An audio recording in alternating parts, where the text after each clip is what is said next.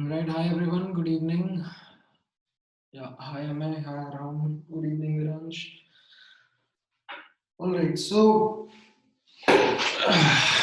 yeah, evening Vedatra.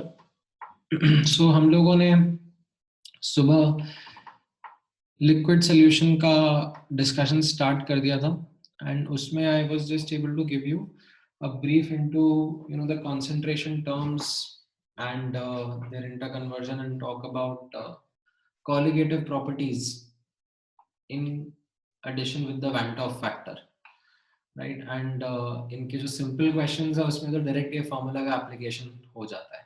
Like those are the simple kind of questions. We will practice some slightly more difficult kind of questions in which you will have these examples in front of you and you will need to apply these concepts together, maybe as part of a larger question, right? And एक एक करके हम लोग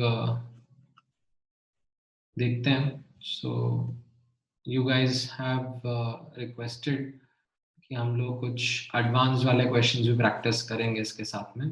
तो मैं एक दो questions पहले वो प्रैक्टिस करा देता हूँ and then we will also take into account the distillation part.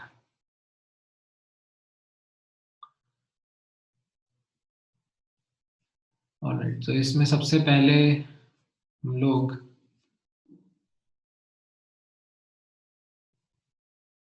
Advance level का क्वेश्चन 1 ही ट्राई करें.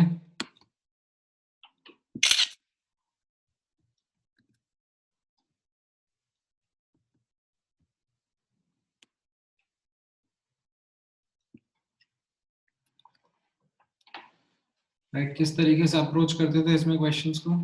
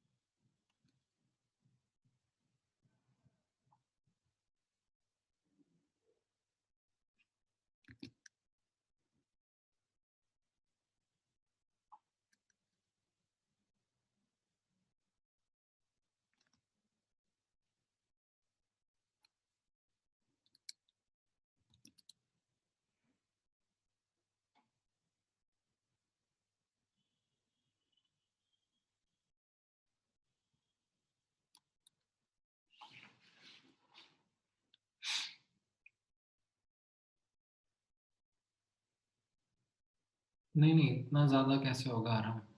Like that is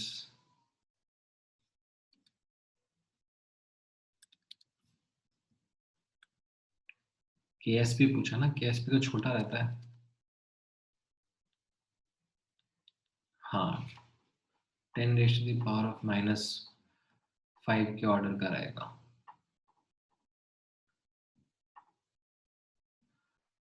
राइट, कैसे करते थे इस क्वेश्चन को? Right, so you would have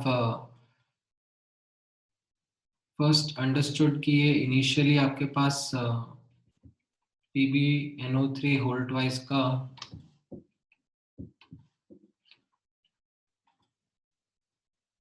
solution है और उसका बॉइलिंग पॉइंट 100.15 डिग्री सेंटीग्रेड दिया हुआ है। राइट, तो 0.15 will be equal to I, which will be 3 into Kb, which is 0.5 into you had molality, which we are going to consider as molarity only. You will get that the concentration of PbNO3 whole twice was थोड़ा सा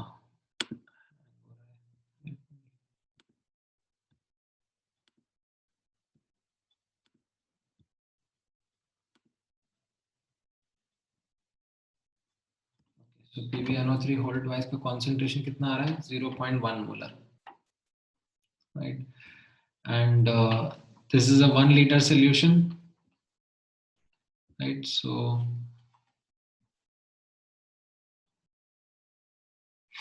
नहीं, in fact 0.1 molar, तो you have moles of Pb2 plus as 0.1.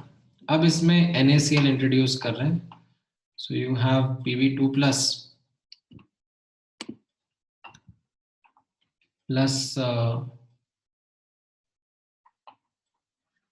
2Cl minus combining to give you PbCl2, right? and इसका जो equilibrium constant है basically 1/Ksp, वो आपसे Ksp पूछा जा रहा है। तो ये 0.1 मोल था एंड ये 0.2 मोल इंट्रोड्यूस हुआ, राइट? अब नोटिस करना, अगर सारा का सारा सॉल्यूशन जो है, ठीक है, in fact I would rather want to write it completely ताकि आपको पूरे आयंस दिखें सॉल्यूशन के अंदर कितने हैं। तो you have PbNO3 whole twice aqueous plus NaCl aqueous आपने ऐड किया एंड इससे आपका NaNO3 एक्वस भी बन जाएगा, right? And this would be 0.1 minus x, 0.2 minus 2x. This will be a solid only and इसका 2x, ठीक है? And based on this, अब आप नोटिस करना, यहाँ पर बोला जाए that the freezing point is minus 0.83, right? So अब given all these ions are present, यहाँ पे आप नोटिस करना delta TF will be equal to summation I into C into KF, right? तो यहाँ पर PbNO3 का I का वैल्यू 3 रहेगा and concentration 0.1 minus x, NaCl का I का वैल्यू 2 रहेगा, concentration 0.2 minus 2x, and NaNO3 का I का वैल्यू 2 रहेगा and concentration will be 2x, right? ये सब आपकी सॉल्युबल इम्प्योरिटीज हैं and not impurities, actually solute particles हैं, एंड डेल्टा TF 0.83 और KF भी दिया हुआ है आपको 1.86, राइट? सो इस इक्वेशन से अब आप x का वैल्यू निकालोगे। Once you do that then आपके लिए KSP निकालना आसान हो जाएगा, because KSP will be Pb2 plus की concentration and NO3 minus की concentration का square. Like x निकाल लिया आपने, तो आप यहाँ पे substitute करके इन दोनों Pb2 plus और in fact NO3 तो दोनों जगह से रहेगा, ठीक है. NO3 would be, नहीं आपसे सॉरी, माय बैड यार, मैं भी क्या सोच रहा हूँ. PbNO3 का नहीं, PbCl2 का KSP पूछा ना. हाँ राइट. सो यहाँ पर से एंड यहाँ पर से you will be able to get the concentration of Pb2 plus and Cl minus, जिसको आप यहाँ पे पुट करोगे और KSP का एक्सप्रेशन आपका आ जाएगा. ठीक है. तो ये एक अच्छा क्वेश्चन है which is you can say a kind of a mix of multiple chapters. Your knowledge of solubility, your knowledge of Van 't Hoff factor, both are getting combined here, right? Similarly, you can have again questions combined which can be leading to get you the answer of say Van 't Hoff factor and alpha, right? उससे associate, उससे solve करते हुए you could be able to get the colligative properties also. ठीक है. Now अब इसमें before I take any more examples, let me also add up the part of liquid solution, right, and Raoult's law.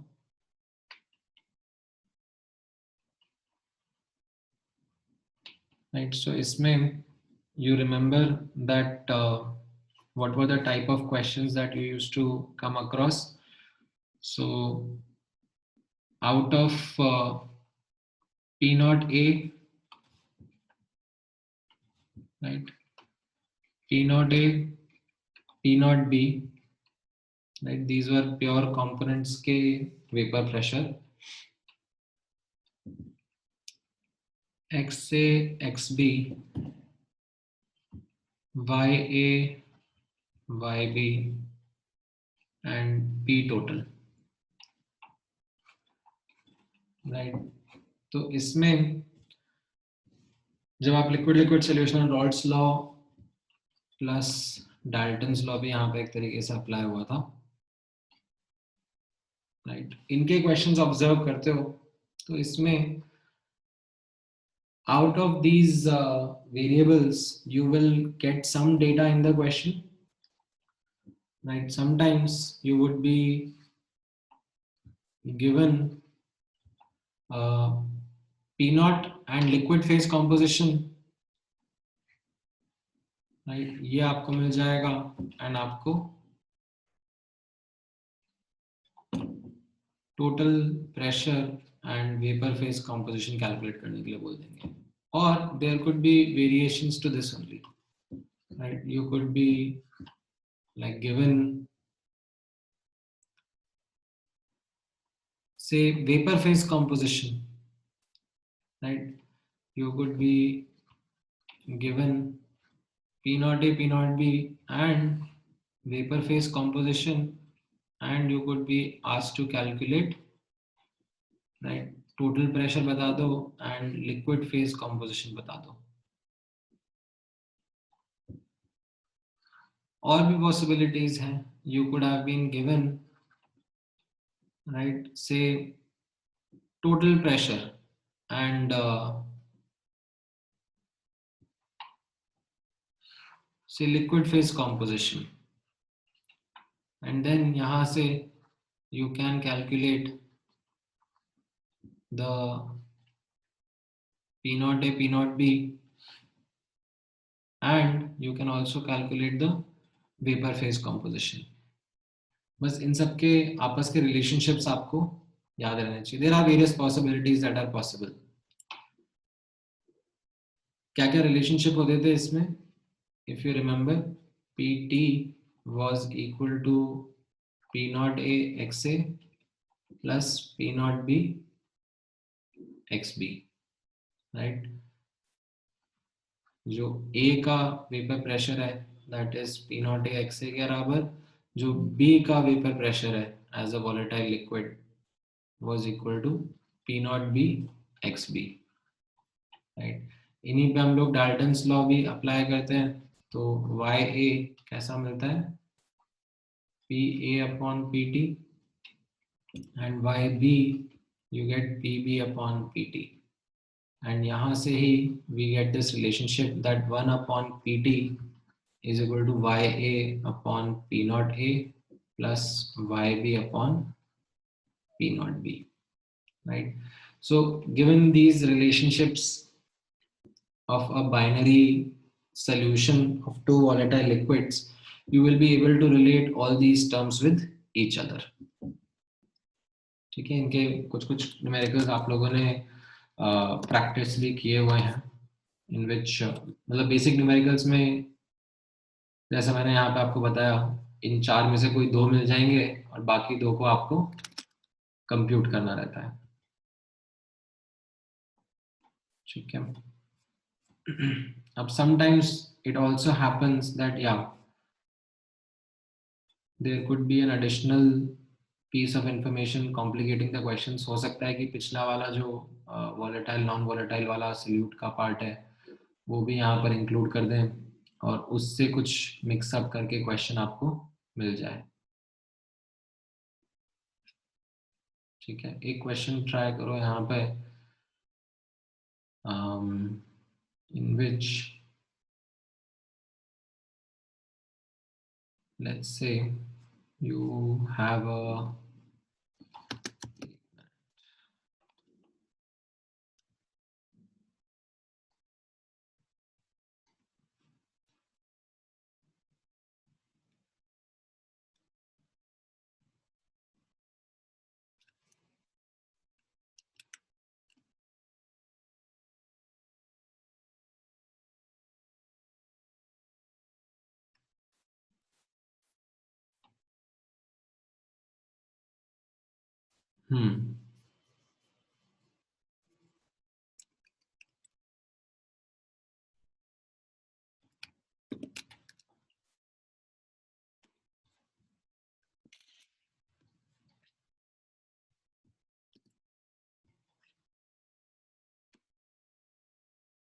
Right, ये वाला question try करो।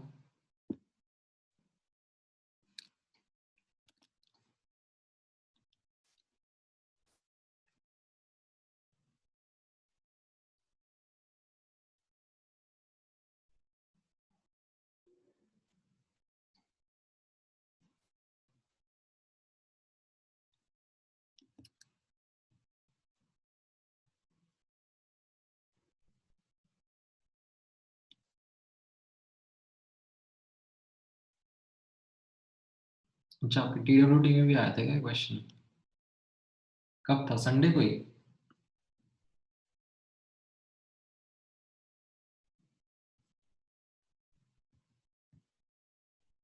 Alright, तो हुआ था कि नहीं हुआ था?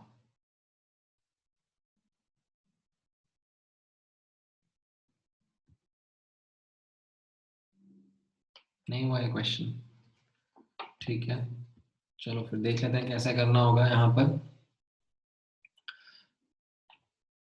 आपको क्या क्या दिया हुआ है यहाँ पर नोटिस करना। Two liquids A and B, they are forming an ideal solution. The solution has a vapor pressure of 700 torr, तो आपको PT दे दिया है, ठीक है। PT is given to you as 700 torr।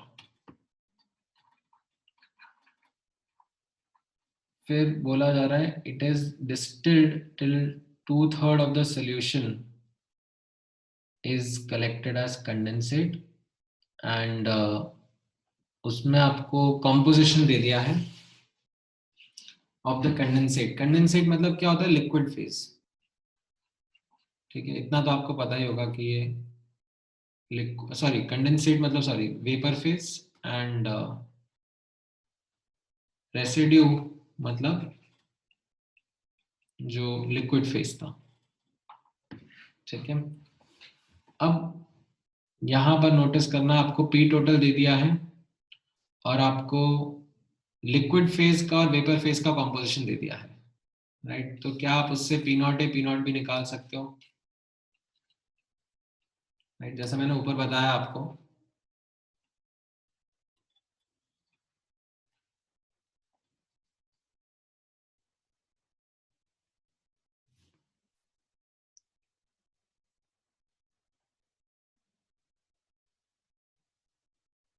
तो यहीं पे आप निकाल सकते हो, नोटिस करना, P T is equal to P naught A X A plus P naught B X B, right. So 700 is equal to P naught A, right. अभी A का एक्स ए कितना दिया हुआ है, 3/4, एंड बी का कितना दिया हुआ है, 1/4, राइट। तो ये एक इक्वेशन हो गया। दूसरा आप ये वाला यूज कर सकते हो, 1/pt is equal to Y A upon P naught A plus Y B upon P naught B, right. So 1/700,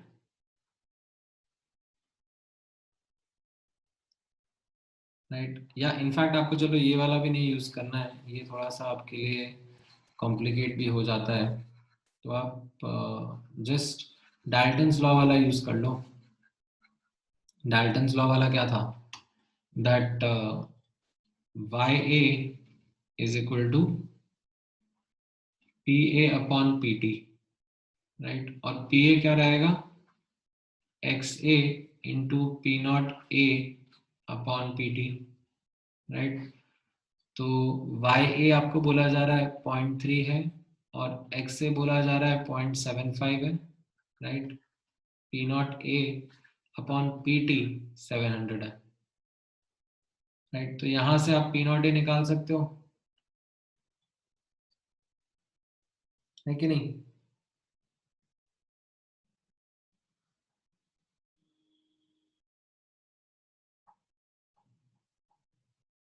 Similarly, you can have YB, which is PB upon PT, and PB क्या होगा, XB into P naught B upon PT। तो YB यहाँ पर कितना है, ये X से 0.3 है, तो मतलब ये वेपर फेज, ओहो सॉरी मैंने उल्टा ले लिया, ये दोनों मैंने इंटरचेंज कर दिए, ये 0.75 है और ये 0.3 है, राइट। ये लिक्विड फेज का, ये वेपर फेज का कॉम्पोजिशन 0.75 था और लिक्विड फेज का 0.3 था। तो यहाँ पर ये वेपर फेज का बी का कॉम्पोजिशन 0.25 रहेगा एंड लिक्विड फेज का 0.7 रहेगा,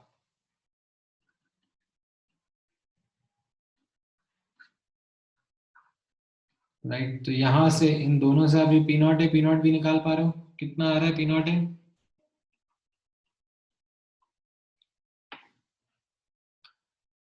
ये आप कैलकुलेट करोगे 3/4 एंड 3/10, तो 3 कैंसिल आउट हो जाएगा, एंड 700 इंटू और 7000/4 एक्चुअली,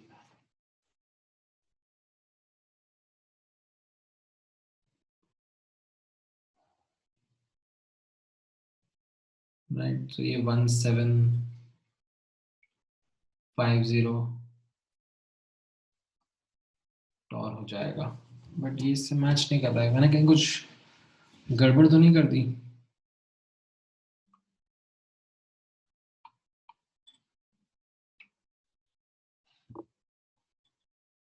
हम्म, हाँ बोलो वेदांत। सर आपने फर्स्ट वाली इक्वेशन में मतलब the mistake you made you didn't correct that, आपने अभी भी x a को 3/4 ही लिया है, इट्स सपोज्ड टू बी 0.3 ना। एक्स ए जो लिक्विड फेज का कॉम्पोजिशन है वो तो दिया हुआ है ना, 0.3 है। सर फर्स्ट इक्वेशन में आपने उसको 0.75 ही लिया हुआ है। नहीं, फर्स्ट इक्वेशन का तो मैंने यूज ही नहीं करा, मैंने इसको छोड़ दिया। मतलब given the composition of the condensate and that of the residue,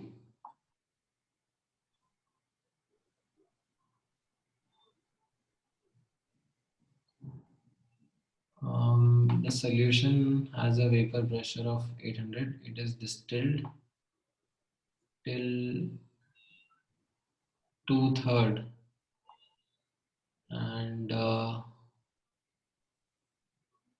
अच्छा, नहीं नहीं, एक मिनट, कुछ अलग है इस क्वेश्चन में, my bad, there is something else in this question कि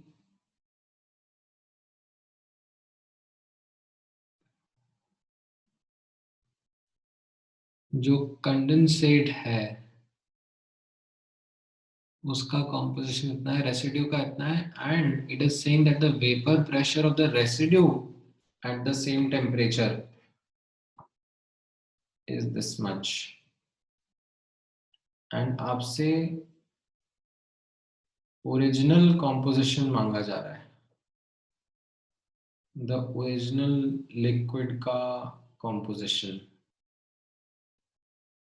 ओके,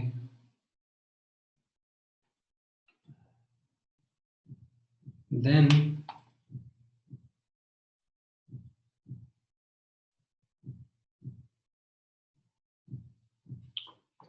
okay, so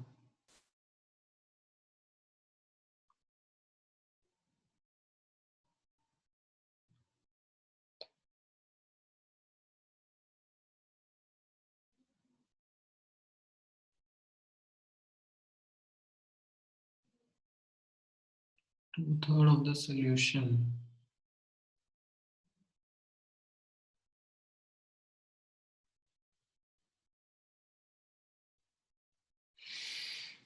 okay,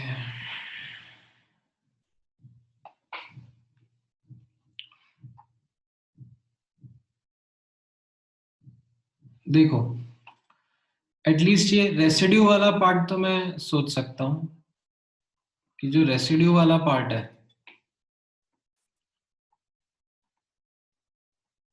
उसके लिए 600 is equal to P naught A into X A plus P naught B into X B, ठीक है, रेसिड्यू वाले part के लिए। तो ये इक्वेशन तो वैलिड है, और एक्स बी जो है वो 0.7 में ले सकता हूँ, ठीक है। अब यहाँ पर जो डिलेमा मैं फेस कर रहा हूँ इज दैट जो ओरिजिनल लिक्विड था उसका कॉम्पोजिशन आपको दिया ही नहीं है, ये जो है आपको कंडेंसेट और रेसिड्यू का कॉम्पोजिशन दिया है, और ये बोला है कि 2/3 सोल्यूशन कंडेंसेट है। सो मान लो अगर total moles A plus B के 100 थे, ठीक है, या 100 नहीं लूँ मैं, चलो ऐसा नंबर लेता हूँ जो कि इजीली 3 से डिविजिबल होगा। तो total moles of original solution 300 था, तो जो कंडेंसेट है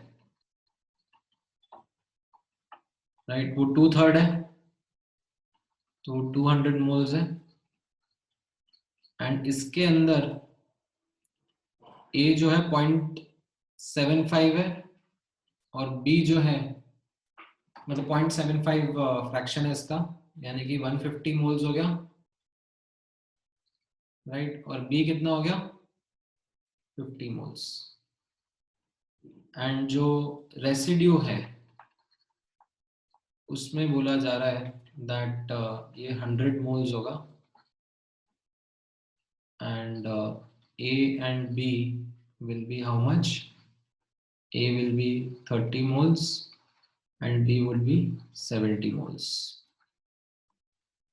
So अब अगर मैं इसके बेसिस पर ओरिजिनल कॉम्पोजिशन, ओरिजिनल सॉल्यूशन का कॉम्पोजिशन बताना चाहूंगा तो A कितना रहा होगा, क्योंकि ओरिजिनल से ही आ रहा है कंडेंसेट और रेसिड्यू, तो ये 180 मोल्स है और B कितना हो गया 120 मोल्स, राइट. सो इससे अब आई कैन से XA कितना होगा 0.6 है कि नहीं, 180 डिवाइड बाय 300 3/5 0.6, तो ये तो करेक्ट हो गया और ये सी ऑप्शन गड़बड़ हो गया. ठीक है, ओरिजिनल कॉम्पोजिशन आ गया. अच्छा, अब इससे मेरी दूसरी इक्वेशन भी बन जाएगी. ये जो ओरिजिनल सॉल्यूशन था जिसका वेपर प्रेशर 700 टॉर था, तो 700 will be equal to P naught A into 0.6, ये ओरिजिनल सॉल्यूशन के लिए, plus P naught B into 0.4. ये दो इक्वेशन, दो वेरिएबल, इससे सॉल्व करो, देखो P naught A P naught B आ रहा है क्या.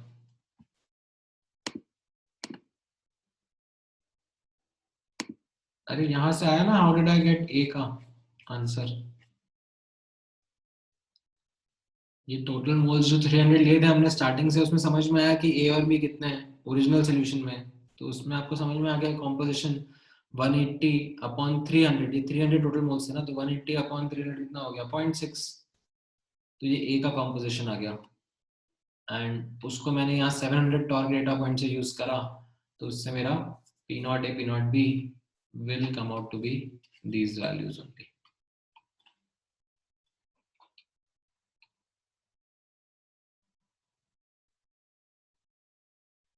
अभी समझ में आया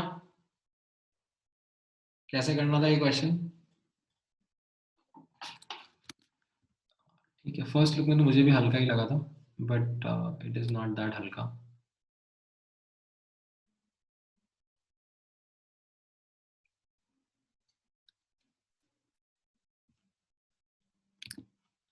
ठीक है,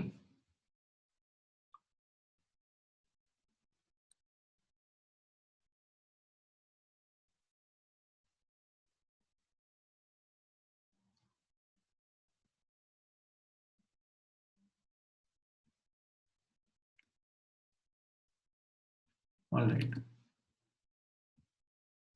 समझ में आया, इसमें किसी को डाउट है पूछ लो.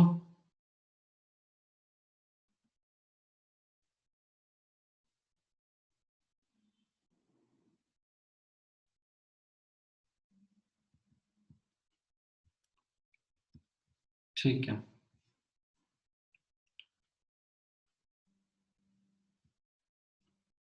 अब इसमें इसके बाद में लाइक डिस्कशन होता है ideal and non ideal solutions का, right. So non ideal solutions के बारे में सबसे क्रूशियल आपके लिए एग्जांपल्स रहेंगे, राइट. तो ये आपको नोट से ध्यान कर रख के करना पड़ेगा, that which were the examples of positive deviation and negative deviation.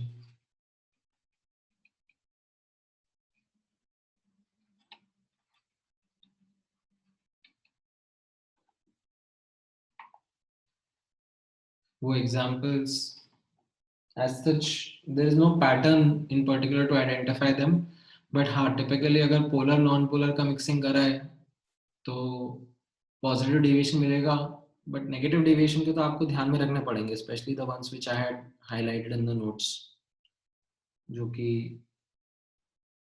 like acid और water का है या फिर acetone chloroform का है, वो कॉमन एग्जाम्पल्स आपको ध्यान में रखने ही पड़ते हैं, राइट. एंड आइडियल के भी एग्जांपल्स आपको ध्यान में रखने पड़ते हैं, लाइक क्लोरोबेंजीन, ब्रोमोबेंजीन एंड उन्हीं से रिलेटेड लाइक एक क्वेश्चन आप देख सकते हो. अरे एक minute, let's see if you are able to remember those examples and then उनसे आप एजियोट्रोप वाला भी एक आइडिया याद रख सकते हो कि कौन सा काइंड ऑफ एजियोट्रोप कौन सी एग्जांपल्स फॉर्म करता था.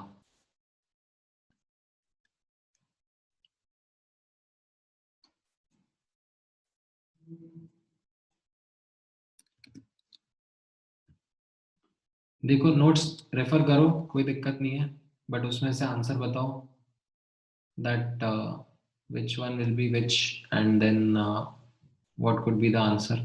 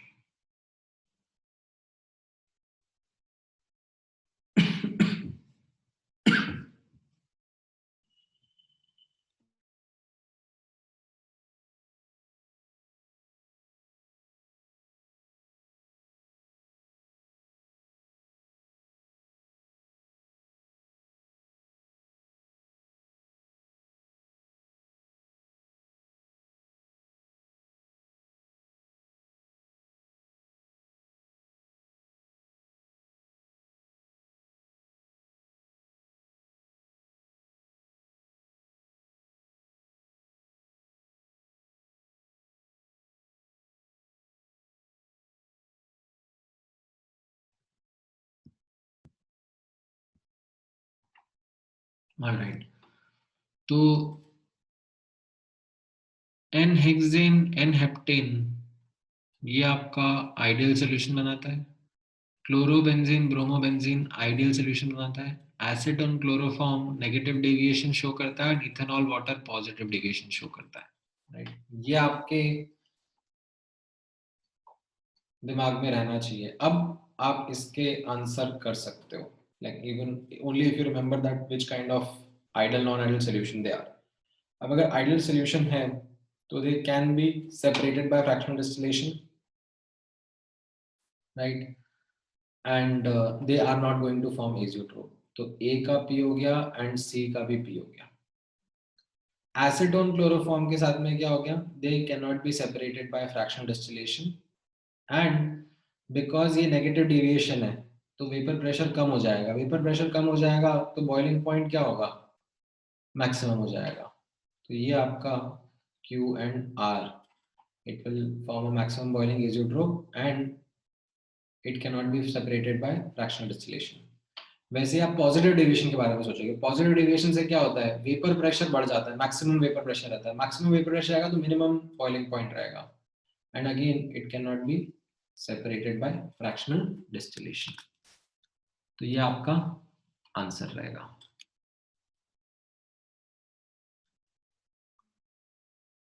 समझ में आया? एजियोट्रोप्स के बारे में लाइक ये अपन ने, मैं एक बार कोई रिकैप करा देता हूँ. एजियोट्रोप डेविएशन में मिलता है, राइट. तो अगर पॉजिटिव डेविएशन वाला केस है तो it will be a maximum vapour pressure और you can say minimum boiling point azeotrope form करता है. ठीक है, अगर नेगेटिव डेविएशन वाला केस है, right, then it forms minimum vapor pressure or maximum boiling point azeotrope.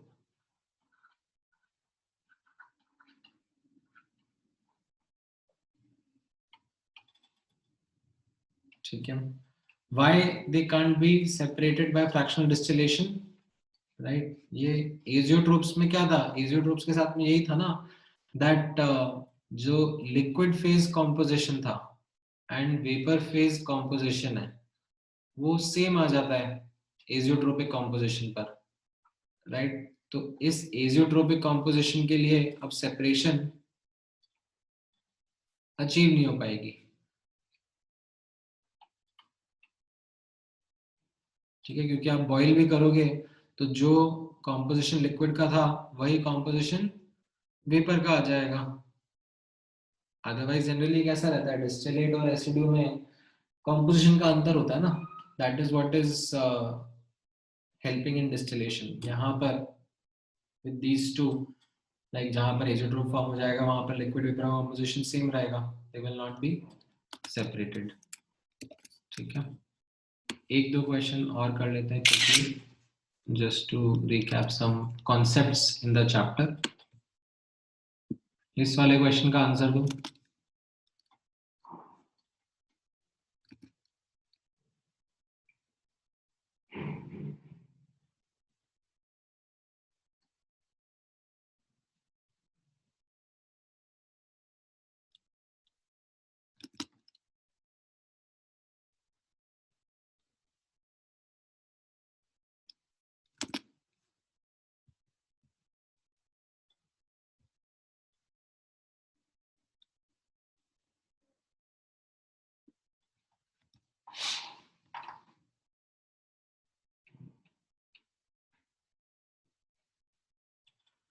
Like which of the following diagrams represent the correct difference between non-volatile solute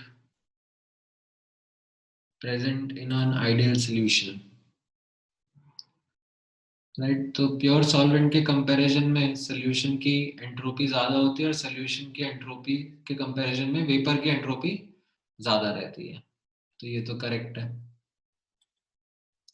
यहाँ पर क्योंकि आइडियल सॉल्यूशन बोला है तो आइडियल सॉल्यूशन में कैसा रहता है, डेल्टा एच मिक्स 0 रहता है, राइट. तो सॉल्वेंट और सॉल्यूशन का एंथैल्पी सेम ही रहेगा एंड वेपर का उससे ज्यादा रहेगा, राइट. तो ये ऑप्शन भी करेक्ट है. सॉल्वेंट और सॉल्यूशन में बॉइलिंग पॉइंट का क्या हो जाता है, एलिवेशन हो जाता है, राइट. तो ये ऑप्शन भी करेक्ट रहेगा. All three of them will be correct.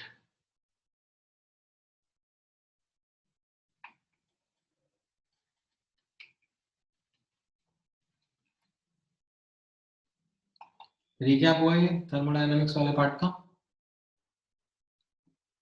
चलो एक और क्वेश्चन के थ्रू रिकैप करने की कोशिश करते हैं.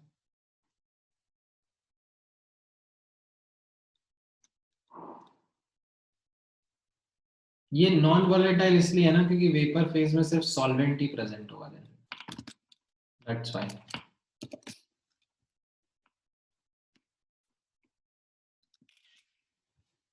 Alright, sorry.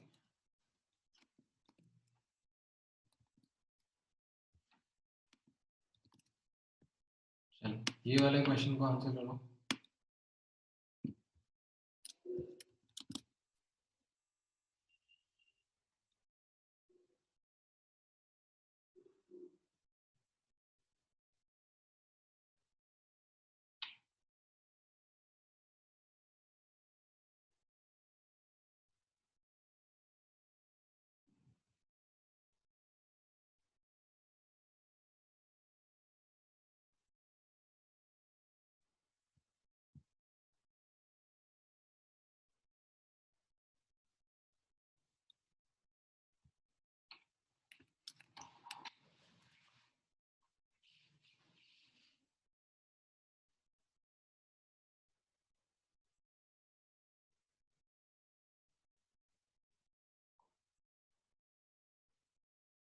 Dissolution of a non-volatile solute into liquid leads to decrease in entropy. No, entropy तो बढ़ जाएगा, right? Increase in the tendency to go into the vapor phase, ये तो कम हो जाएगा ना.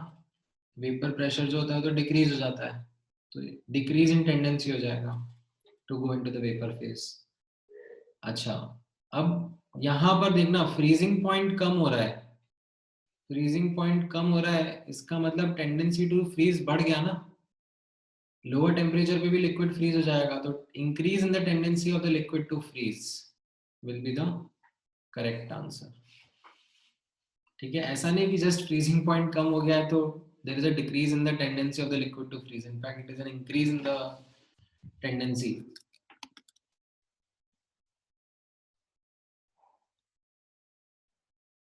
और सॉरी नहीं नहीं, एक मिनट एक मिनट एक मिनट, माय बैड, एक मिनट, लेट मी द, हाँ उल्टा बोल दिया मैंने मेल्ट के पर्सपेक्टिव से सोच लिया। फ्रीजिंग पॉइंट डिक्रीज हो रहा है, अगर फ्रीजिंग पॉइंट अगर डिक्रीज हो रहा है, so decrease in the tendency of the liquid to freeze।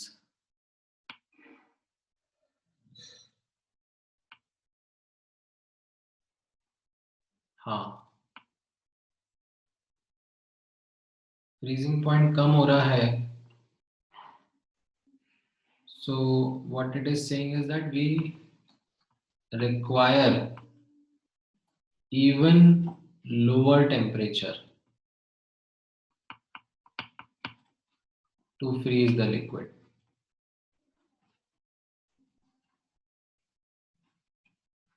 which was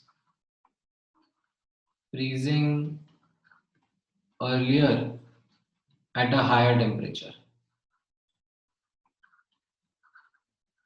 हाँ राइट, माय बैड, तो डिक्रीज इन द टेंडेंसी होगा, नॉट इंक्रीज, उल्टा बोल दिया मैंने।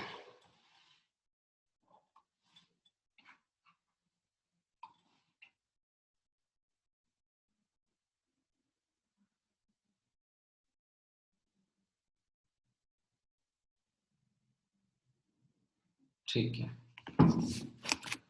करेक्ट। अच्छा चलो, ये एक और एग्जांपल ट्राई कर लो, इसमें requires some additional piece of knowledge।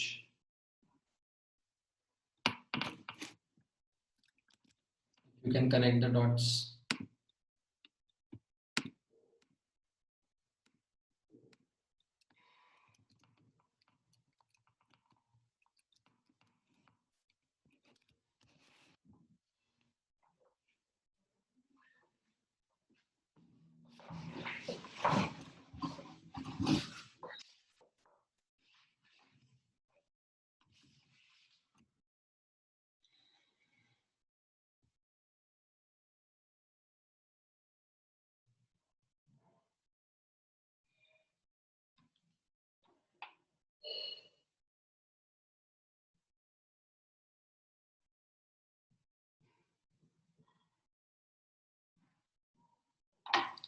नहीं, सॉल्वेंट नहीं डाल रहे हैं, मतलब these are solid solutes only, like ये solid in liquid type of solution है ना, and these are all non-volatile solids।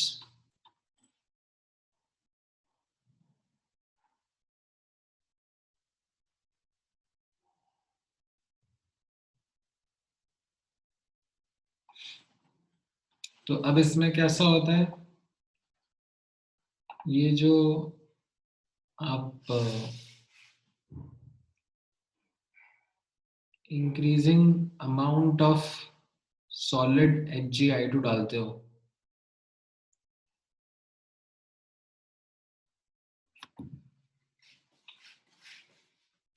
right? So what does it do? Do you remember complexation to an aqueous solution of NaI?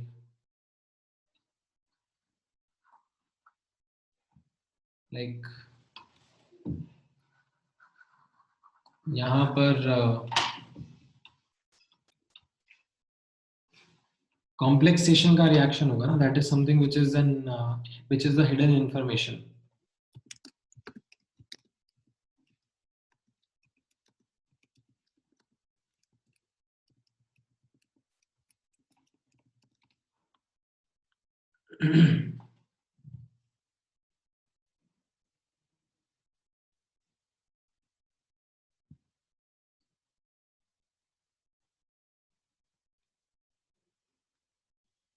सो इससे क्या हो जाएगा, that आपका right ये HgI2 plus NaI, this will form Na2HgI4. Right ये solid था और ये आपका 2NaI aqueous एंड ये भी आपका aqueous रहेगा.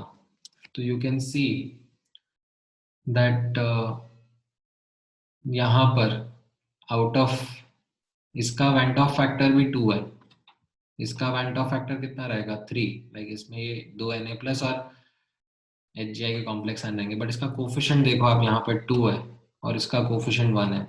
तो जब हम लेफ्ट टू राइट जा रहे हैं तो नंबर ऑफ पार्टिकल्स क्या हो रहे हैं, नंबर ऑफ पार्टिकल्स कम हो रहे हैं ना. नंबर ऑफ पार्टिकल्स कम होने की वजह से क्या हो जाएगा, वेपर प्रेशर बढ़ जाएगा.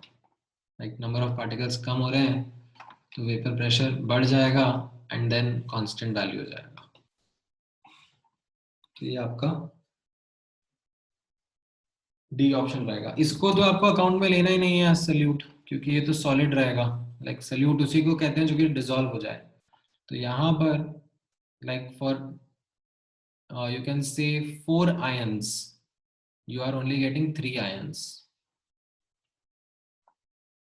4 ions, from 4 ions you are getting only 3 ions, so आपका number of particles कम हो रहा है. समझ में आया वाला पार्ट?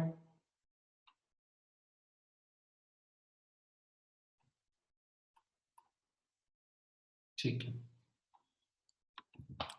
तो ये भी एक ट्रिकी क्वेश्चन था, हाईलाइटिंग यू कि यहाँ पर आपको ये कई बार सॉलिबिलिटी का एस्पेक्ट भी ध्यान में रखना होता है. ठीक है. All right. तो इसके अलावा लिक्विड सोल्यूशन में do you have any doubts, anything which you would want to clarify, any sub topic, क्योंकि है relatively easy chapter only. ठीक है. अब एक बार सरफेस केमिस्ट्री का चैप्टर देख लेते हैं. बट सरफेस केमिस्ट्री का what I will do is I will take you through the booklet itself, क्योंकि उसी में आपका मेजर थ्योरी प्रेजेंट है. ठीक है.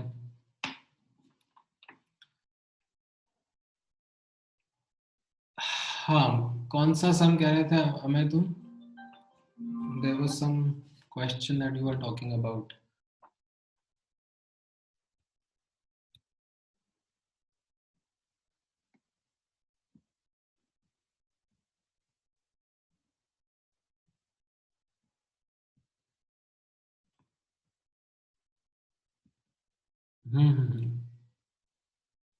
तुम भेज दो मुझे, मैं देखता हूँ उसको.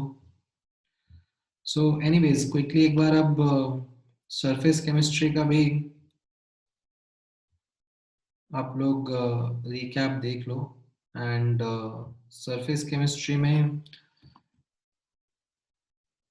लाइक ज़्यादा फोकस देन अब्जॉर्प्शन एडजॉर्प्शन, मैं एक बार कोलॉइड्स वाले पार्ट से स्टार्ट कर देता हूँ, क्योंकि अब्जॉर्प्शन एडजॉर्प्शन वाला पार्ट रिलेटिवली इजी है.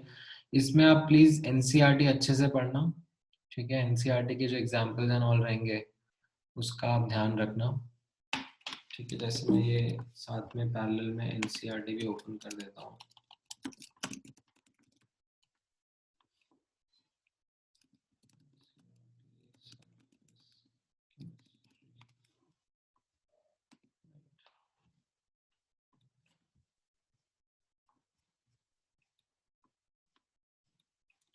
ठीक है, तो इसमें देखो मैं जैसे जैसे आपको इम्पोर्टेंट एग्जाम्पल्स एंड ऑल रहेंगे। हाँ हाँ बिल्कुल रोहित, इसमें एनसीईआरटी तो छोड़ना ही नहीं है। लाइक जैसे ये एनसीईआरटी में ये सारे एग्जाम्पल्स हैं, तो ये example of the type of colloids डीपीडीएम पर बेस्ड, ये आपको ध्यान में रखना है। ठीक है, लायोफोबिक लायोफिलिक के बारे में बताया हुआ information, right, multi molecular macro molecular, right, इनके ये एग्जाम्पल्स ध्यान रखने हैं। जैसे मल्टी मोलिकुलर में कैसा दिया आपको, सल्फर का सॉल दिया, गोल्ड का सॉल दिया, ये एग्जांपल्स मल्टी मॉलिक्यूलर के हैं। मैक्रो मॉलिक्यूलर के एग्जांपल क्या हो गए, मैक्रो मॉलिक्यूलर के examples are these lyophilic colloids primarily, starch, cellulose, proteins. ठीक है, ये मल्टी मॉलिक्यूलर जनरली लायोफोबिक होते हैं, राइट, इनके एग्जांपल एसोसिएटेड कोलॉइड्स, राइट, इसमें जैसे सोडियम स्टेरेट का एग्जांपल दिया था, राइट, इसका understanding CMC, craft temperature, right, and how properties of solution change around colligative properties, right, if you remember, ये मैंने आपको बताया था जब हम लोग सरफेस केमिस्ट्री का चैप्टर देख रहे थे, राइट, उस टाइम पर ये वाला पार्ट कि डिफरेंट डिफरेंट प्रॉपर्टीज जो रहती हैं, लाइक जैसे ऑस्मोटिक प्रेशर हो गया, तो सीएमसी के अराउंड, सीएमसी के बाद में ऑस्मोटिक प्रेशर ऑलमोस्ट कांस्टेंट हो जाता है, कंडक्टिविटी इंक्रीज होती है, मोलर कंडक्टिविटी डिक्रीज हो जाती है, राइट, सरफेस टेंशन जैसे जैसे जैसे आप लाइक कंसंट्रेशन बढ़ा रहे थे, सरफेस टेंशन कम हो रहा था, but then it becomes stagnated again. Turbidity कैसा रहेगा, before concentration of CMC like कम रहेगा, and then post CMC turbidity बढ़ जाएगी, right, so there were these some parameters which are experimental ways of detecting CMC, right. अच्छा, आप लोगों को फुल स्क्रीन दिख रहा है कि नहीं दिख रहा है? एक मिनट, मैंने शेयर क्या किया हुआ है आप लोगों के साथ में, एक मिनट। हाँ राइट, मैं ये दिखाना चाह रहा था, ये देखा आपने? आई थिंक पहले शायद पार्शियल स्क्रीन शेयर था।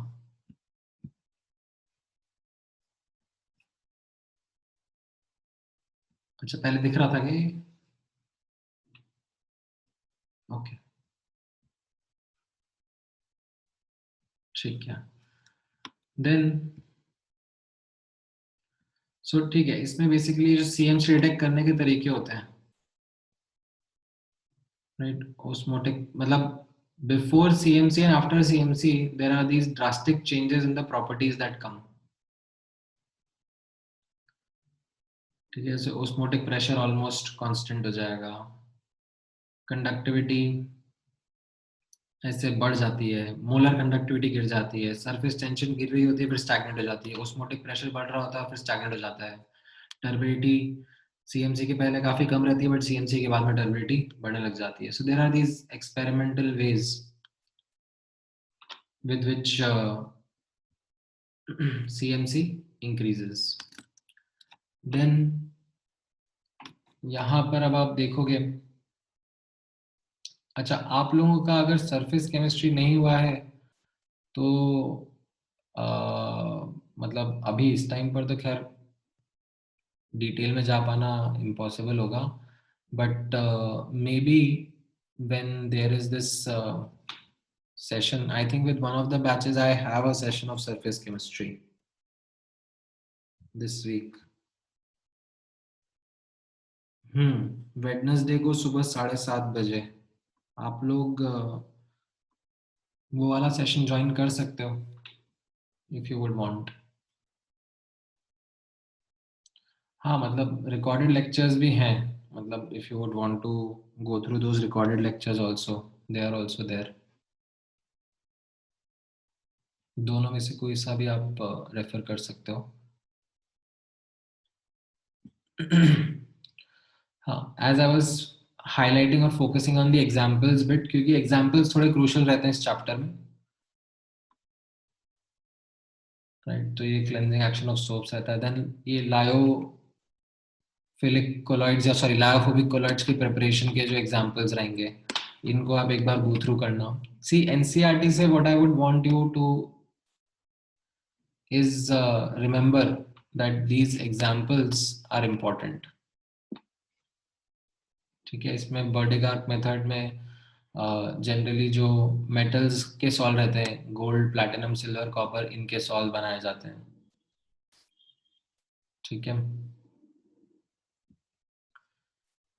देन अच्छा, आप लोगों का लिंक नहीं है उसका सरफेस केमिस्ट्री का? मैंने शेयर तो किया था उस पे, टेलीग्राम वाले ग्रुप पे।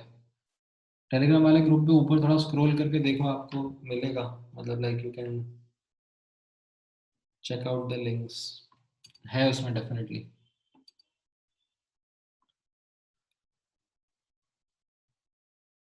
ऑलराइट, देन यहाँ पर ये पॉजिटिव नेगेटिव सोल वाले एग्जांपल्स भी आपको ध्यान रखने होते हैं। That these are some like metal oxides, hydroxides के पॉजिटिव सोल रहते हैं। लाइक ये बेसिक डाइज जो होते हैं, इन पे पॉजिटिव ग्रुप्स होते हैं। हीमोग्लोबिन जो है वो भी पॉजिटिव सोल है। राइट, नेगेटिव सॉल के एग्जांपल्स भी आप ध्यान में रखोगे, मेटल सॉल्स, सल्फाइड के सॉल्स, सल्फर का सॉल, ये सब नेगेटिवली चार्ज रहते हैं। एसिड डाइज, इन पे नेगेटिवली चार्ज ग्रुप्स रहते हैं। राइट, ये एग्जांपल्स आप ध्यान में रखोगे। ठीक है, देन ये गोल्ड सॉइल के कलर का भी आप एग्जांपल ध्यान में रखोगे। Finest gold sol are red in colour, the size of the particle increases, it appears blue as the size increases, starting red से होता है।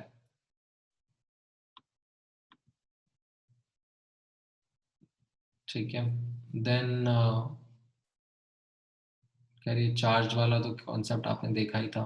मैं और एग्जांपल्स आप लोगों के लिए फिश आउट कर रहा हूँ, that which examples you need to remember. Emulsions में oil and water, water and oil type के इमल्शंस में ये एग्जांपल्स ध्यान रखना। मिल्क जो है वो ऑयल एंड वाटर टाइप है, राइट, एंड बटर जो है that is water and oil type of an emulsion. तो इसमें लाइक ये एग्जांपल्स के ऊपर एनसीईआरटी से प्राइमरली जो एप्लीकेशंस हैं, इनके एग्जांपल्स आप डेफिनेटली ध्यान में रखोगे। ठीक है, अदरवाइज एक बार क्विक रिकैप देख लेते हैं।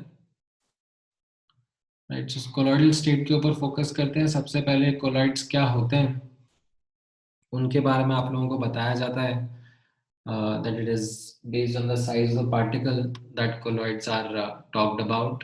then इसमें फिर क्लासिफिकेशन शुरू होता है। एक क्लासिफिकेशन डीपीडीएम के मीडियम के फिजिकल स्टेट के ऊपर बेस्ड रहता है। ये टेबल एनसीईआरटी में भी था जो आपको ध्यान में रखना है।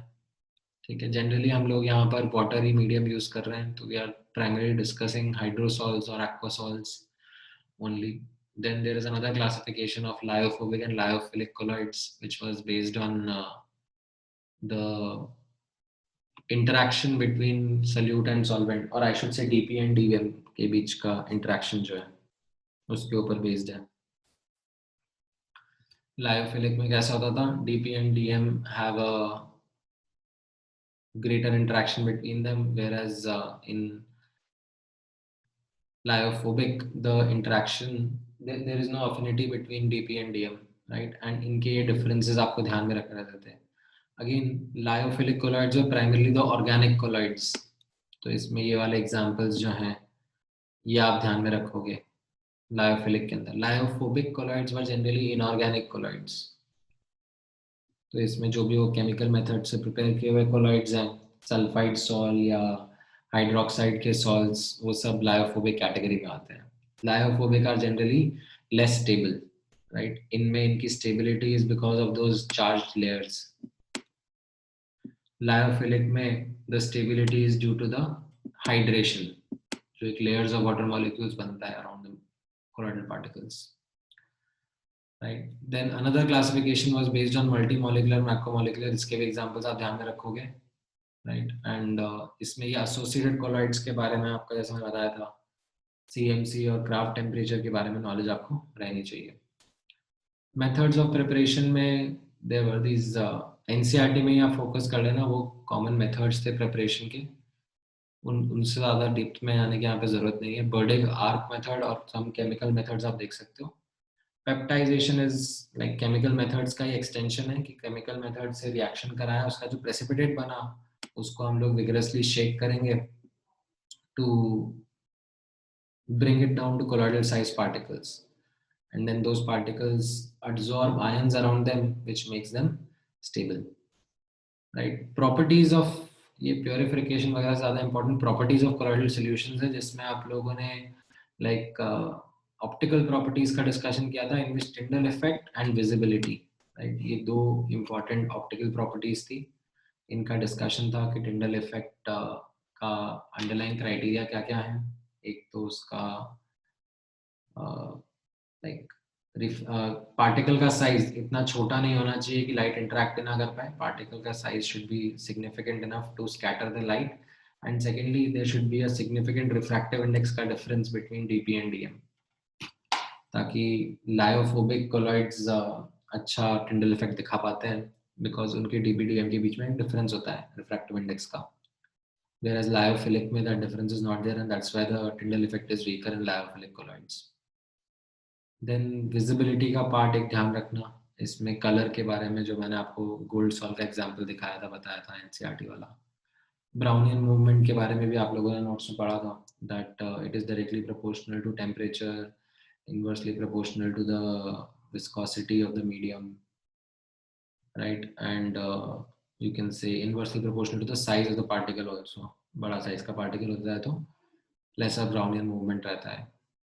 Then there was this positively charged, negatively charged colloids जिनका like double layer form होता है, Helmholtz double layer, and that is something which can be, इसमें डबल लेयर के बारे में नहीं बताया है, बट ठीक है, that double layer is something which is responsible for the stability of the colloid, and in charged colloids को coagulate करने के लिए, right, हम लोग इलेक्ट्रोलाइट ऐड करते हैं, and electrolytes की coagulation power is directly related to the charge on those electrolyte ions.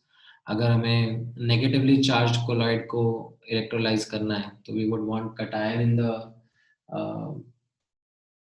अगर हमें negatively charged colloid को coagulate करना है तो हम ऐसा electrolyte डालेंगे जिसका cation का charge ज़्यादा होगा, and vice versa। अगर हमें पॉजिटिवली चार्ज कोलॉइड को कोएगुलेट करना है तो हम लोग ऐसा इलेक्ट्रोलाइट डालेंगे जिसके अनायन का चार्ज ज्यादा होगा। That is what this Hardy-Schulze rule was about, and इससे रिलेटेड आपने समझा था रिलेटिव स्ट्रेंथ ऑफ और power of coagulation amongst electrolytes कैसे डिक्टेट होता है। देन आपने गोल्ड नंबर करके एक पढ़ा था concept which talks about the protective nature of lyophilic colloids. इसमें आप लोगों ने लाइक लायोफोबिक कोलॉइड होगा तो उसके अराउंड लायोफोबिक कोलॉइड होगा तो उसके अराउंड लायोफिलिक कोलॉइड एक लेयर बना के उसको प्रोटेक्ट कर सकता है, एंड कितना क्वांटिटी में चाहिए रहेगा वो उसका गोल्ड नंबर डिफाइन होता है, that number of milligrams of the protective colloid that just prevents coagulation of 10 ml of gold salt when 1 ml of 10% NaCl solution is added to prevent the color change from red to blue, उसको हम लोग gold number बोलते हैं। अगर किसी का gold number ज़्यादा है तो मतलब उसका क्वांटिटी ज़्यादा लग रहा है, मतलब उसकी प्रोटेक्टिंग पावर कम है, तो amongst the option given in front of you यहाँ पे gelatin would be the one जिसका प्रोटेक्टिंग पावर ज़्यादा रहेगा, ठीक है। बाकी जेल्स एंड ऑयल का एग्जांपल है यहाँ पर। इसमें इमल्शंस के ऊपर थोड़ा सा आप ध्यान रखना। इमल्शंस में ये दो टाइप के रहते हैं, water and oil, oil and type. इनको डिफरेंशिएट करने के लिए dye test, dilution test, conductivity test, multiple test करे जा सकते हैं, so as to differentiate between them. Water and oil and water वाले जो इमल्शंस रहते हैं उनके एग्जांपल्स भी आप ध्यान में रखना, ठीक है। बाकी तो एप्लीकेशंस ऑफ कोलॉइड्स हैं, राइट, जिनको आपको एनसीईआरटी से वापस से यहाँ पे मैंने हाईलाइट किया है कि ये एनसीईआरटी से एप्लीकेशन वाला पार्ट जरूर पढ़ना। Do remember the examples which are there in NCERT, ठीक है। Otherwise, इसका starting part of chapter was related to adsorption. Adsorption fairly easy है समझना, right? Adsorption और adsorption का mechanism, उसकी thermodynamics, right? ये आप लोग यहीं से देखते आ रहे हो, right? Towards the start of the chapter, you understand what is adsorbent, what is adsorbent, what differences between adsorption and absorption, what is physisorption and chemisorption, right? What are the factors on which like thermodynamics of adsorption and the factors on which the adsorption depends, like more liquefiable gases are more adsorbed, right? Adsorbent का specific area भी अगर ज़्यादा होगा तो ज़्यादा adsorption होता है. अगर हम लोग adsorbent की nature के बारे में बात करेंगे तो ये charcoal, clay, ये सब liquefiable gases को ज़्यादा adsorb करते हैं, whereas the transition metals, they have a tendency to absorb the permanent gases like O2 and N2, and that to convert them into chemisorption. Then pressure and temperature के बारे में हमने देखा था कि प्रेशर का इफेक्ट कैसे देखते हैं, लाइक प्रेशर इंक्रीज करते तो एक्सचेंज ऑफ एब्जॉर्प्शन बढ़ता है, which is represented by Freundlich as well as Langmuir isotherm. इनका मैथमेटिकल रिप्रेजेंटेशन भी आप लोगों ने देखा था, किस तरीके से ये ग्राफ्स को मैथमेटिकली बताया जाता है. Temperature dependence was that temperature increase होता है तो फिजिक्स ऑप्शन का एक्सटेंट कम हो जाएगा, केमिक्स ऑप्शन का इंक्रीज करके डिक्रीज करता है, and that initial increase was because of the activation energy that was required in forming those chemical bonds, right. तो ये आप लोगों ने फैक्टर्स अफेक्टिंग एडसॉर्प्शंस पढ़े थे, एंड इसमें भी again applications of adsorption are again something which are much more detailed in NCERT, right. So when you will read again NCERT तो इसमें आपको ये एप्लीकेशंस ऑफ एडसॉर्प्शंस का एक अच्छा आइडिया लगेगा, लाइक ये जो हाई वैक्यूम का प्रोडक्शन होता है, गैस मास्क बनाने का होता है. हाँ हाँ, एग्जाम्पल लाइक एप्लीकेशन के ऊपर भी क्वेश्चन पूछ लिया जा सकता है. मतलब जैसे फॉर एग्जाम्पल यहाँ पर आप कैटालिसिस में जैसे जियोलाइट का एग्जाम्पल हो गया, तो ये जियोलाइट्स कैसे होते हैं, these are shape selective catalysts, तो ये एप्लीकेशन ही हो गया एडजॉर्प्शन का. तो ये जियोलाइट्स के बारे में एक दो चीज़ें पूछी जा सकती हैं. एनसीईआरटी में तो देखो जितना अच्छा से आप इन चैप्टर्स को कवर करोगे लाइक सरफेस केमिस्ट्री, उतना ही आपके लिए बेटर रहेगा. Like you should definitely try and ensure that आपका एनसीईआरटी इनमें अच्छे से कवर हो रहा है. एनसीईआरटी के एग्जांपल्स लाइक ये जो सिलेक्टिविटी की प्रॉपर्टी है,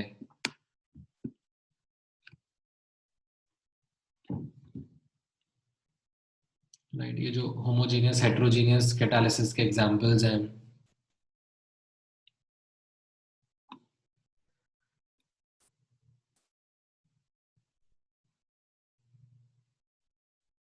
ये सब आपको देखना चाहिए. ठीक है.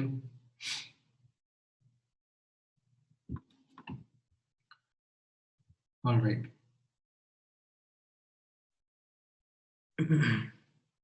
देन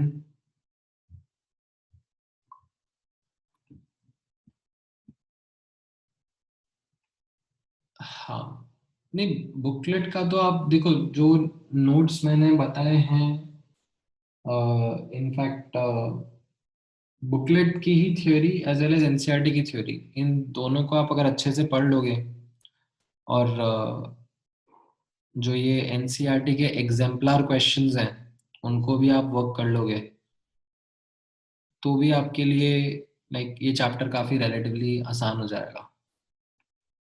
ठीक है. इनफैक्ट मैंने तो आई थिंक वही पीजीसी 1 2 3 में आप लोगों के साथ में एग्जाम्पलर के क्वेश्चन डिस्कस किए थे इफ आई रिमेम्बर. हाँ, राइट. हम लोगों ने एग्जाम्पलर के क्वेश्चंस को प्रैक्टिस करते हुए समझा था इस चैप्टर का रिकैप कैसा रहेगा. तो आप इसमें एनसीईआरटी को बिल्कुल भी हल्के में मत लेना. NCERT is a must.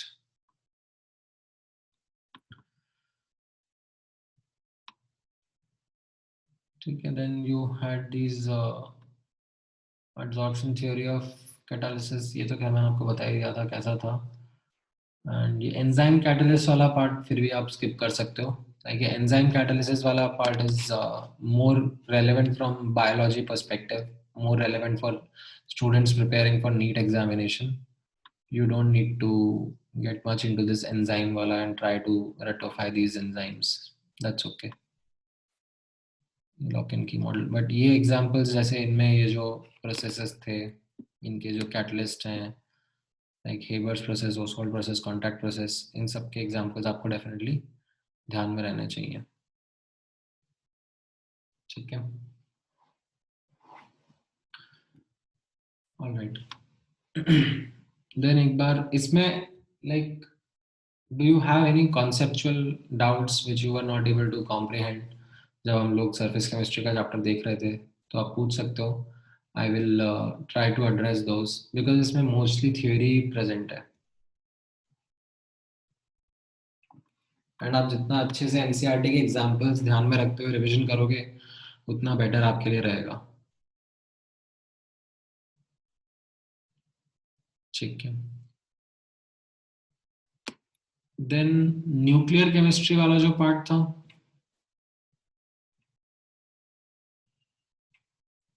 Right, उसमें मतलब क्या सबका अपना अपना अप्रोच रहता है.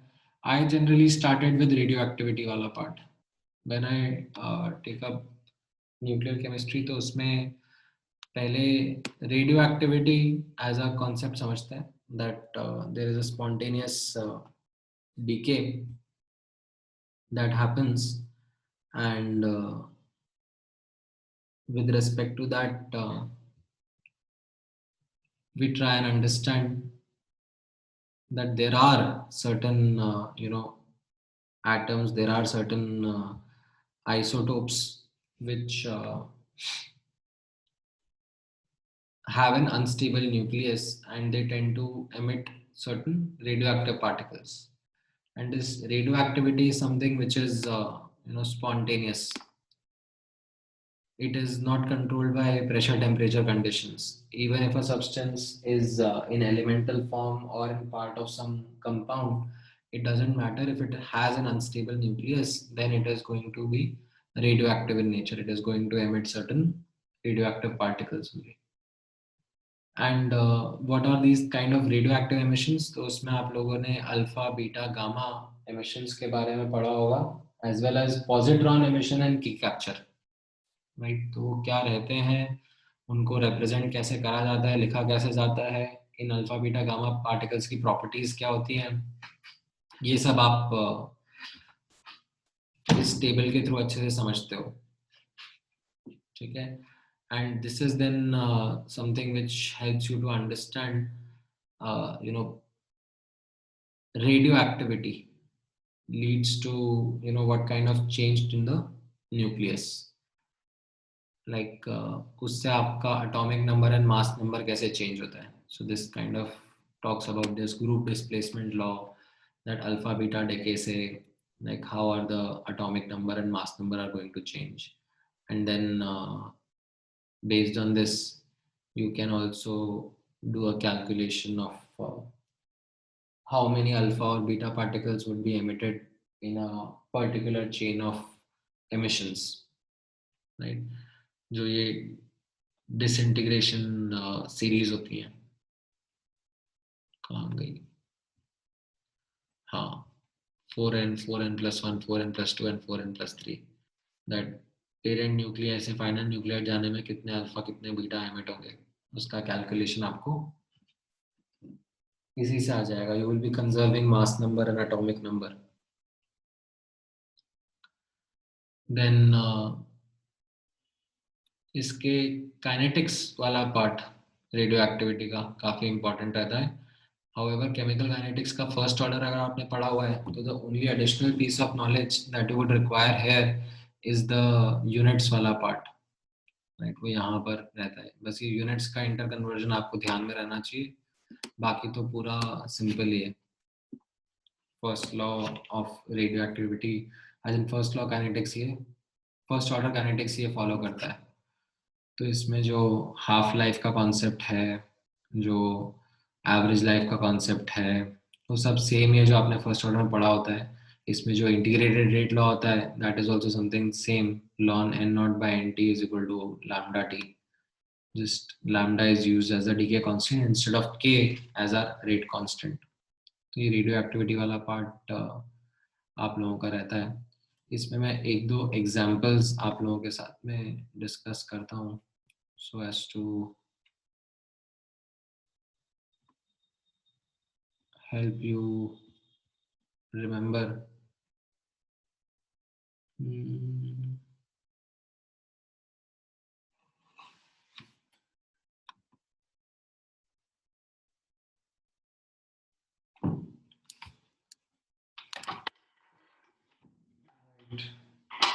ये वाला एग्जांपल आप ट्राई करो जिसमें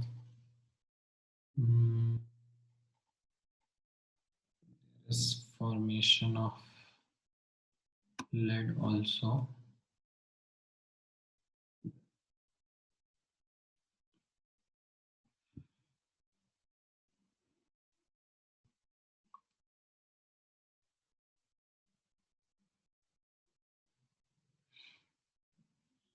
Just give me a moment, मैं एक बार वो एग्जांपल ढूंढ लेता हूँ.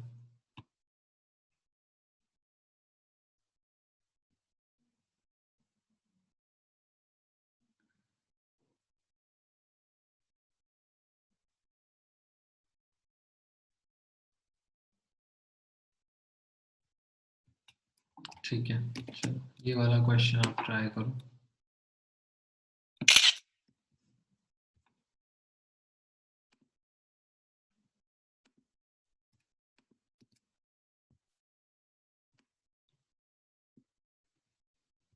कैसे करेंगे ये वाला?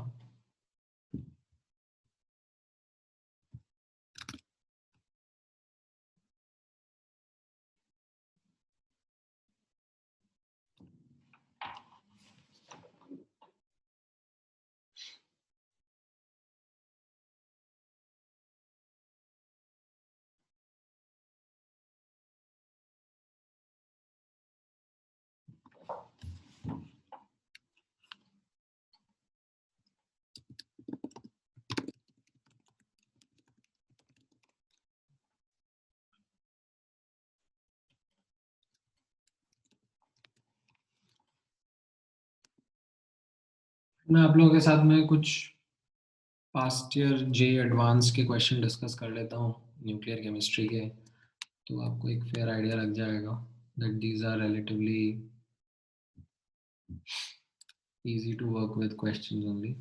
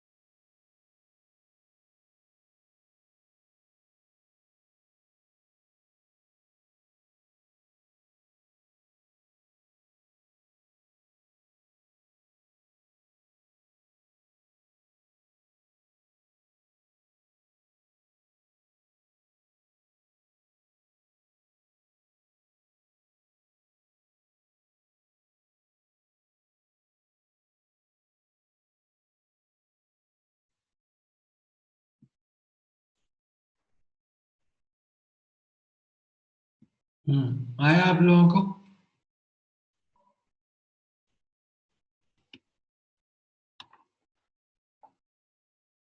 किस तरीके से करना था ये? सो सी, यूरेनियम से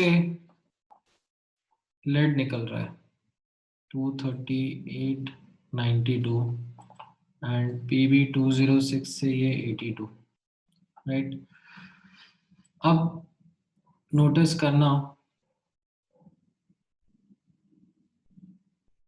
यहाँ पर ये जो ore of uranium is found to contain this and this in the weight ratio of 1:0.1 होगा ये, आई थिंक 1:0.1। सो एनीवेज ये A था, ये A-x और ये x रहेगा, राइट? सो यहाँ से A into 238 upon x into 206 is 1/0.1। तो इससे आपको बेसिकली A और x के बीच का रिलेशनशिप मिल जाएगा। So now ln upon A minus x is equal to KT।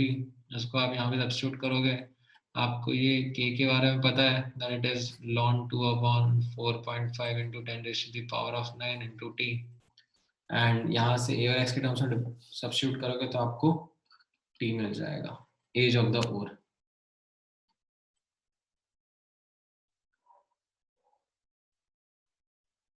हाँ,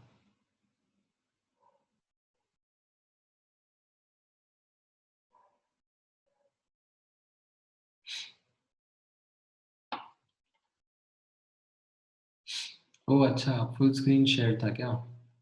आई थॉट कि आप लोग बैकग्राउंड में क्वेश्चन देख रहे हो।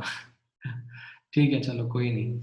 आई थॉट बैकग्राउंड में you are doing the question, but it's okay. I was looking for actually some previous year वाले radio chemistry, sorry nuclear chemistry के क्वेश्चंस, बट ठीक है, अब आप ट्राई करो। 2-3 क्वेश्चन करोगे आपको समझ में आ जाएगा, रिलेटिवली इजी क्वेश्चंस रहते हैं ये टू वर्क विद।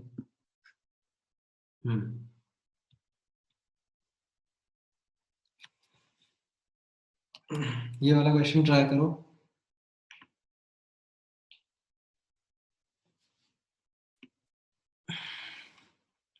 मेरा मेरा एडवांस का स्कोर अराउंड 50-55% के आसपास था।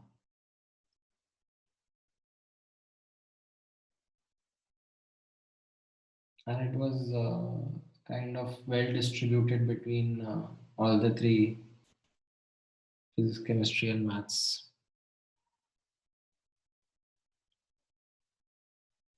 हाँ हाँ,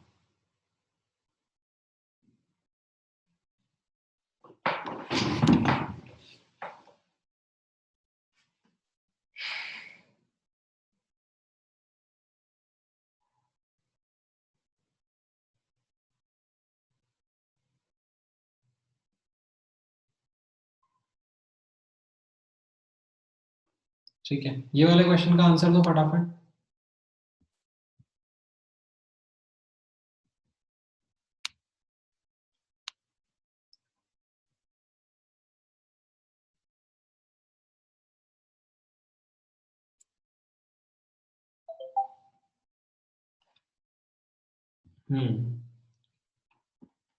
इसमें आप देखो क्या समझ में आ रहा है, 238, तो ये आपका अल्फा पार्टिकल हो जाएगा।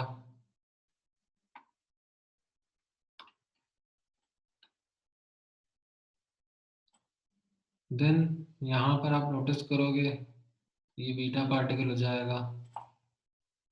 एंड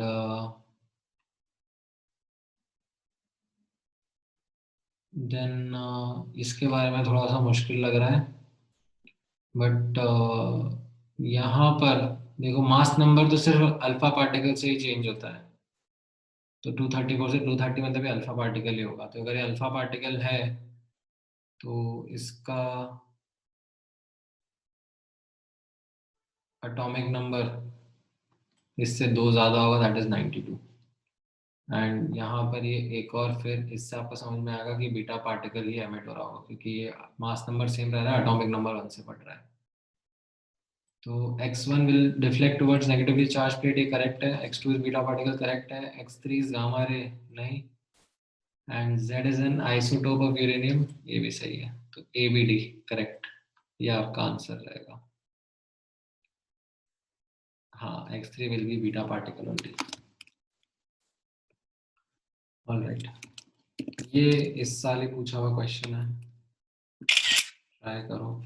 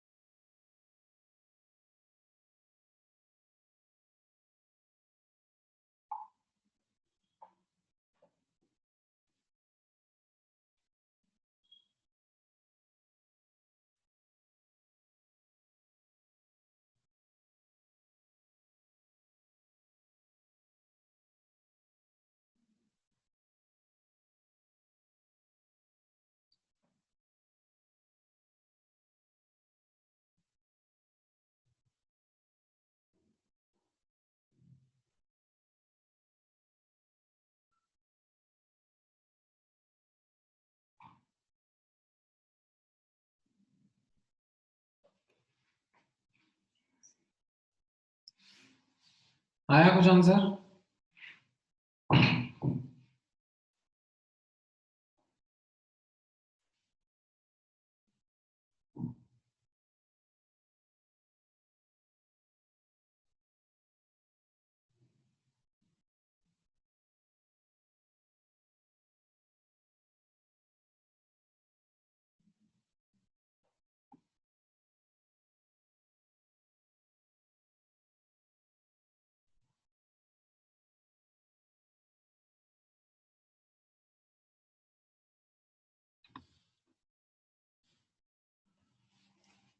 राइट, इसमें भी कैसा रहेगा?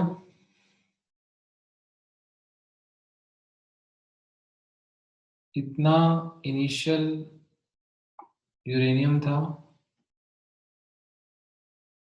and if the number of alpha particles that would emit during the decay to this in 3 half lives is this much, right? तो इसमें आपको uranium 23892 is going to give you PV 20682, and the number of alpha particles that are going to come out is 8 alpha and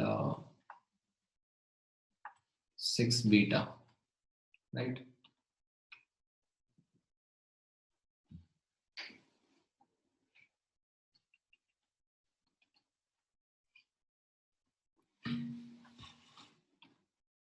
ठीक है, अब A00, अब 3 half lives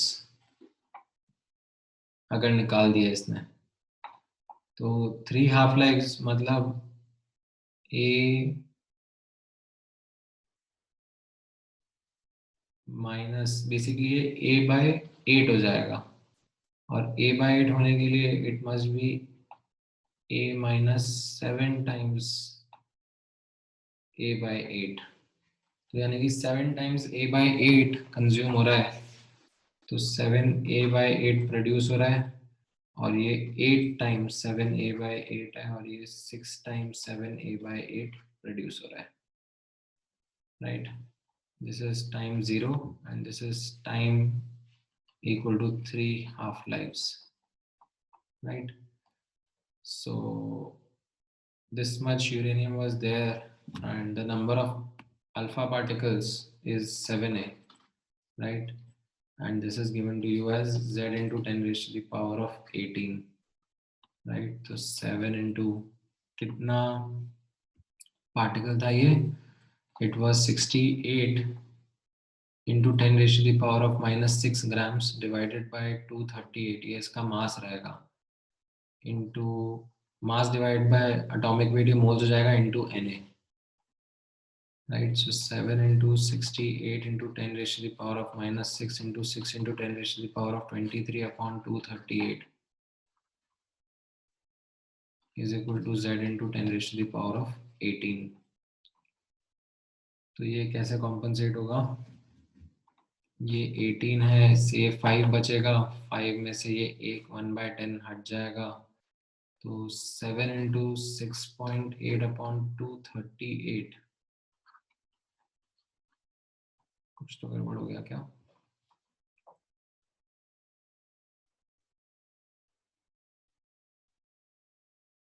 What will be the value of z?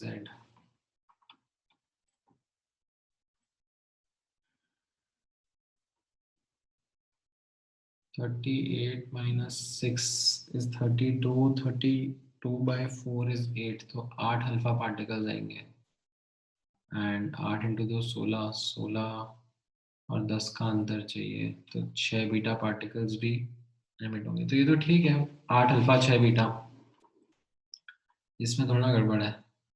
And number of 3 half lives.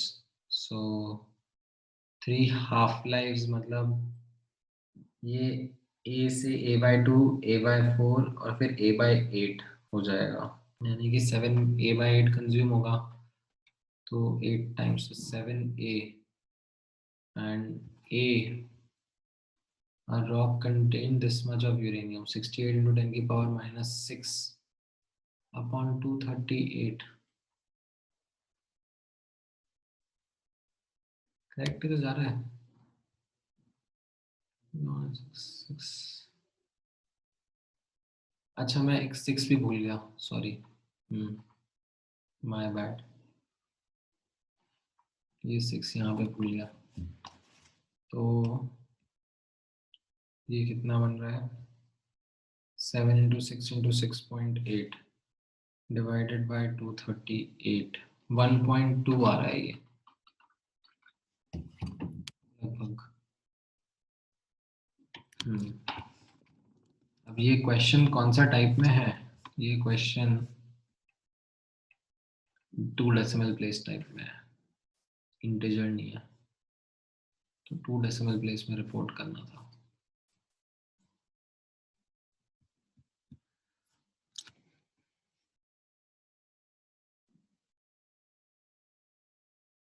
ठीक है, समझ में आया वाला क्वेश्चन कैसे करना था?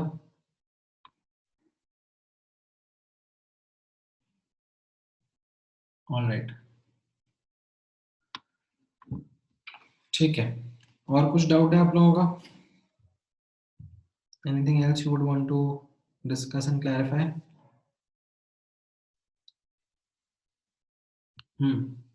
बोलो वरुण. सर एक्चुअली काइनेटिक्स में एक कॉन्सेप्ट था एक्टिवेटेड फ्रैक्शन ऑफ मोल्स, तो मतलब वो एक बार आप रिवाइज करा सकते हैं? कौन सा activated fraction of moles sir, actually वो एक क्वेश्चन था बुकलेट में केमिकल काइनेटिक्स के, get equip to JEE main का 12th वाला. एक मिनट, काइनेटिक्स की booklet, get equip to JEE वाला 12th. Get equip to JEE mains के मेंस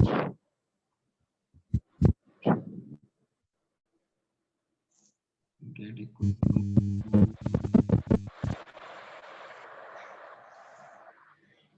अच्छा इसमें हाँ। देख सकते हैं ये वाला।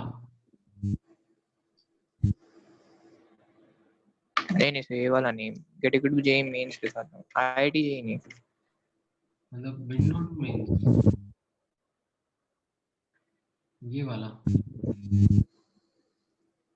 सर उसमें मतलब एक्चुअली कॉन्सेप्ट था activate fraction of moles of activated fractions of moles, वो समझा नहीं था मुझे। नहीं मैं क्वेश्चन यही वाला था क्या, 12th वाला? नहीं सर, ये नहीं था। विंडो टू मेंस तो यही है, विंडो टू जेई मतलब काइनेटिक्स में मतलब शायद ये मेंस और एडवांस सब एक ही कर दिया था। सर मैं आपको भेजता हूँ क्वेश्चन। हाँ मुझे एक बार भेजो, व्हाट्सएप पर भेजो, मैं देख के बताता हूँ।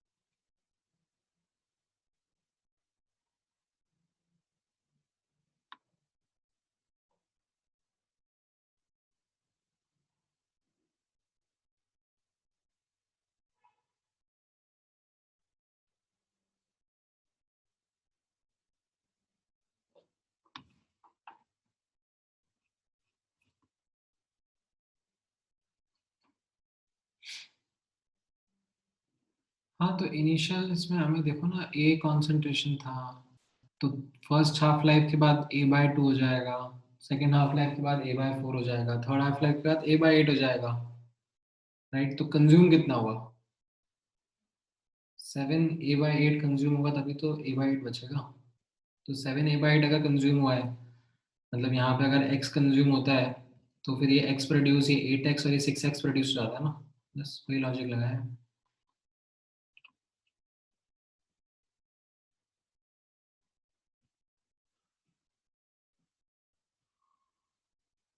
राइट, भेजा क्या इसने, वर्ड ने? कहाँ गया ये क्वेश्चन भेजने वाला था?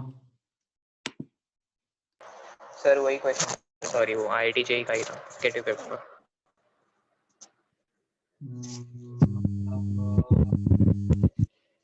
गेट इक्विप्ड का ही कह रहा हो ना तुम? हाँ get equip to IIT JEE second, 12th वाला।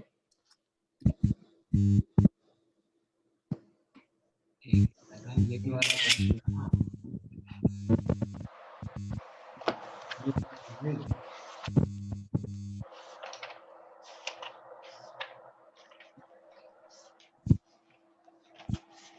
ये है कि नहीं? हाँ ये हाँ तो इसमें ये जो फ्रैक्शन होता है इसमें परसेंटेज में दिया हुआ है 3.8 power -16 upon 100। This is the fraction of activated molecules and this is equal to e की power -a/RT। हाँ सर। सर तो यही फॉर्मूला है, मतलब ये याद रख करना है ना, मतलब बेसिकली। हाँ बस इसमें ये चीज केयरलेस मिस्टेक स्टूडेंट्स कर रहे हैं। Okay sir. सर तो मतलब इतना ही कॉन्सेप्ट है ना उसमें, और कुछ ज़्यादा नहीं है ना फ्रैक्शन नहीं, मोड में? नहीं। Okay sir, got it. बताओ, एनी अदर डाउट्स?